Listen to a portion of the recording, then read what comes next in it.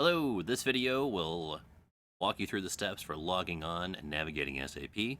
Even if you're an SAP pro, you use it all the time, you know exactly what you're doing. At the very least, go through and make sure that you have a connection to ERP Sim following the information provided for you. Before you start this video, you need to have SAP installed. You should have an icon like this one. It says SAP Logon, pinned on the taskbar as well. You need to have the supplemental textbook, and you also need to have the class list, which is provided either on paper or as an Excel file, and finally, the server and the client and password. All of that is required before you move forward. If you do not have all of those, make sure you have them before you move forward. You are not going to get very far if you don't.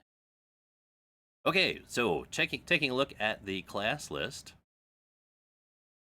This, again, is provided for you either on paper or you'll receive an electronic version of it. You'll see the groups here, and there are groups of 3, depending on the size of the class, the makeup of the class. Groups of 3, groups of 4, groups of 2, groups of 1. Yes, groups of 1. These are individuals. It all depends on what it is that you're doing.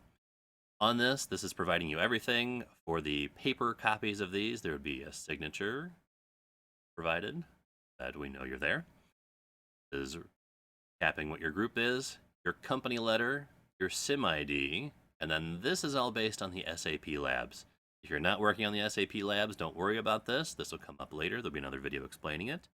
But this is your serial code and your product that you'll be producing during the lab. But at this point, all we're doing is logging on, so it's the SIM ID that is most important. So find your name within the list. Make sure you have SAP installed.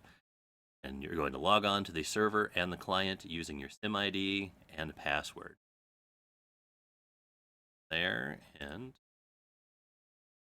double-clicking on the SAP logon. If the installation moved correctly, you should have a list of servers. SAP. That is not something you should have to add every time. Spelled correctly.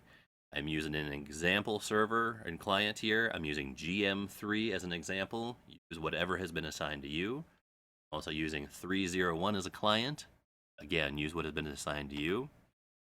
I'm going to use an example user of A8, one that has been assigned to you, and the password that has been assigned to you. The initial password that you have been given is a temporary password. What it's going to expect you to do, and you'll here, it's going to ask you for a new password. Go ahead and put in a password. It is highly unlikely anyone is going to hack into your SAP system. It does not need to be a complex password, something easy that you'll remember. Preferably write it down. You may or may not ever log on again, but make sure you have it written down. And there's no reason for you to you're going to be using a different server, different site client, different user ID nearly every week. So use a consistent password. Again, no one's going to be hacking your system. At worst, if they hack your system, they will complete the lab for you. So, really, any password you want to use is fine. You'll go through a couple of different system messages as you log on. You should reach this point with some sort of a user menu or an SAP menu. The standard SAP menu. The distribution game menu, where most of you will be starting. But again, whatever menu you pop up with. At this point, using the supplemental textbook, you're going to go through sections logging on to SAP and navigating SAP. Not move any further than that. Get through those 2 sections. We're actually doing what we just did here, logging on. It walks you through all the steps if I went too quickly. And then there's navigating SAP as well. Again, don't go any further than that. Watch the next video, watch the next section, ask your instructor for the next section. All you're doing at this point is confirming that you can get in.